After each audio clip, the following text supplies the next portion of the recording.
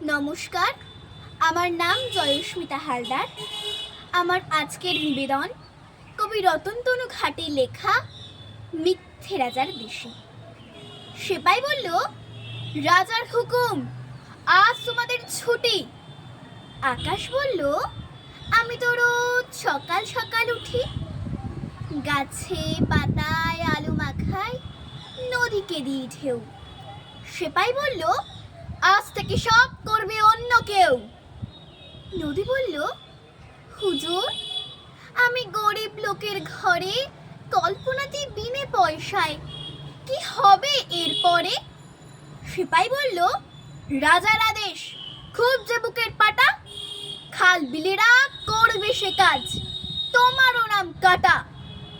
রামধনুদের ভিড়ের থেকে 4-5 জন এসে বলল, হ্যাঁ গো সেপাই সাহেব, আমরা মাটির দেশের ছেলে মেয়েদের রাঙিয়ে তুলি কত রকম রঙে, দোকান থেকে আনবো কিনে, বলল রাজার ঢঙে। প্রজারা সব দাঁড়িয়েছিল, এসে বলল, সেলাম, আমরাও কি ওদের মতো ছুটির নোটিশ পেলাম?